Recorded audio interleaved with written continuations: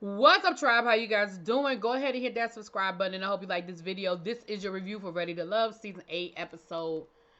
Child, that's the episode 36.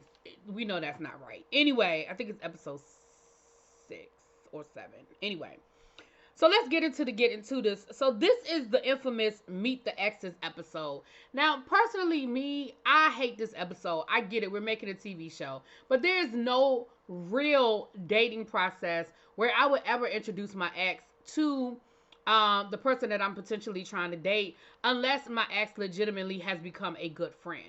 But these people just be pulling exes out of nowhere just to say they have an ex, just to do this whole situation. Except for Jeffrey. Jeffrey said, what I won't do is find one. I don't have one. I ain't got one. Okay?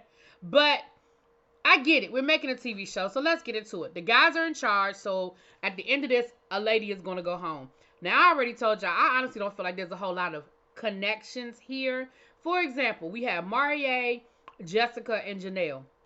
Now, again, I have been reviewing this show long enough, and I have talked to people who have been on the show. And I have watched the reviews, so I know that we don't see every date. I know that we don't see everything. I know things are edited to create storylines. I get it, but I can only go by what they have shown us. And at this point, at no point in time had they shown Marie and Janelle as serious contenders. So for you to pick Janelle as one of the women that you wanted to meet your ex, I was just a little shocked. Jessica, I don't know. Jessica is one of those women that has sort of fallen by the wayside for me. Like, I don't even remember she's on the show half the time. So, so has Lee. Like, I don't even be remembering these people. Bree also met his ex. Again, I don't think Bree has a real connection with anybody. I believe at this point Bree is floating. The next female elimination, I feel like it's going to probably be Bree, unless somebody does something egregious in the next 2 weeks, right? So, Marie takes, he introduces Jessica and Janelle to his ex, and his ex's name is Jessica as well. So, we find out that he's concerned about, he wants to get information about, the age differences, and I get something dealing with sexual appetite. And his ex, they look like she's very spiritual, and so she pulls out the tarot cards. Well, baby, Janelle said off break, nope, that's not happening over here. I don't deal with anything dealing with the occult. I'm not reading no tarot cards. I'm not, no tea leaves. I'm not doing none of that. It's me and my Jesus. That's it. That's all. Thank you for your service. And then Jessica went along with it to a certain extent. However, she wasn't really feeling it either.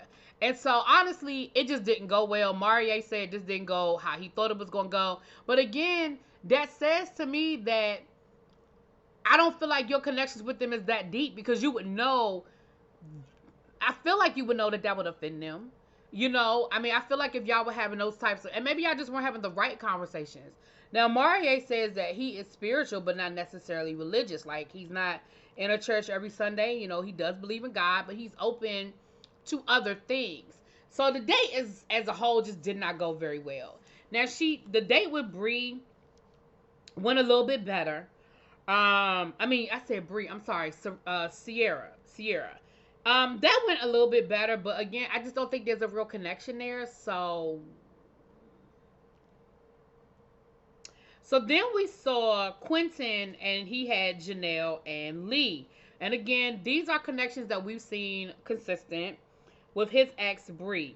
Now, Lee sort of fell out of the conversation because Quentin made a comment about ghosting her, or something to the extent of how he ghosted her or something. And so she got in her little feelings, because she was like, that was embarrassing. Why would he mention that? Why would he say that in front of them? That he ghosted me. Like, she didn't like it. And he said that sort of turned him off because she got quiet. He didn't understand why she got quiet. And he was like, he needs a woman that's into the, that's going to be, charismatic and active in those types of conversations. Janelle, she made a good impression. She said all the right things, all that good stuff. And ultimately, Bree felt like Janelle was the better choice, and Quentin did too. But he said that he's going to talk to her and kind of find out what happened. Like, why did you fall off? Like, what was said? Did something offend you? Like, I need to kind of know what happened here. So I can appreciate that he's going to at least give her that respect. So then we have Chris with his ex-girlfriend Valerie. And they meet up with Aries and Jessica. And again, I don't see the strong connections here. Um, Again, his problem with Jessica is that she was forceful. He said that the minute she walked in, her energy sort of overtook the space, and she sort of blended. It just, and the ex even said, that she was sort of, she came off a little aggressive. She did say that the reason why they broke up is because Chris wasn't trying to get married, that she was like the forever girlfriend. She said that Chris was very much into servitude, and that she just wasn't here for it. Like, she just wasn't, that wasn't what she was trying to do. And of course, Jessica was like, oh, okay. So then we have Herbert and his ex-girlfriend. I think my handwriting says See, I don't know. I know this ain't this woman's name, so I'm just leave it there. It was I wrote Melatonin. I hope that's right. If it's not, charge it to my head, not my heart. And he met up with Janelle. Now again, baby, this ain't gonna work, because Janelle was talking about that she was ready. She's been very clear about being open to adoption, but I don't think that the impression was given that she didn't necessarily want to have her own children, because Herbert absolutely wants his own kids. And then she wants to be engaged by the end of the year. And Herbert was like, I don't know if I'm ready for that. Like, that timeline is a bit fast, and that's a bit aggressive. And we never really talked about that. Like, you kind of talking about stuff that we didn't really talk about. And so, that ain't gonna work out, child. That ain't gonna work out. Then we have Sierra and Marie. I already talked about that, child. Marie made the comment at the beginning talking about yes, Jessica was his missed opportunity. No woman wants to hear that. No woman sitting across from a man that she's interested in wants to hear him to refer to his ex-girlfriend as the one that got away or his missed opportunity. Now, I don't think you meant it like, I don't know. At this point, I don't know how you meant it, Marie, child. You might have meant it. But I don't think that his intention was to make it seem like that. But, baby, that's exactly what it came out, child.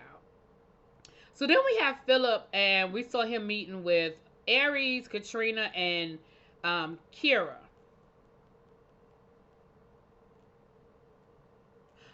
Katrina.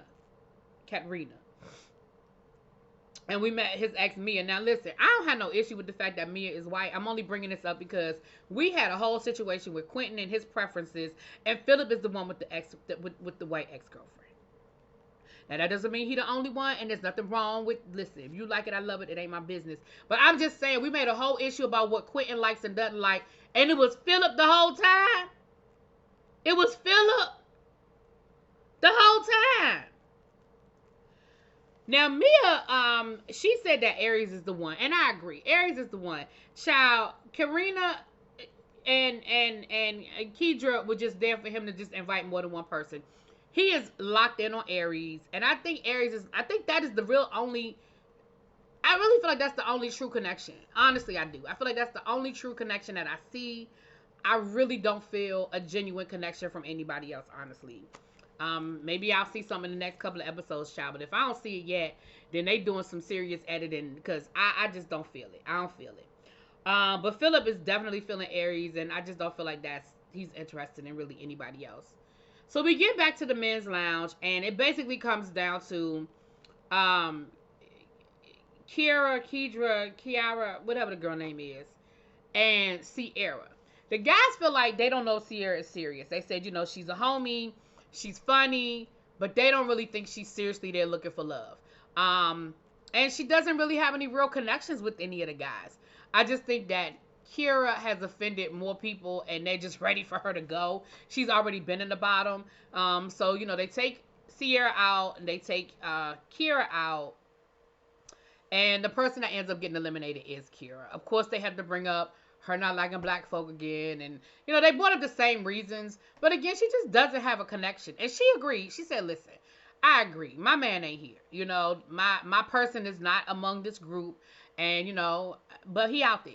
And I wish you luck, girl. I wish you luck. But that was pretty much the episode. Let me know what you guys think. I will talk to y'all later. Peace.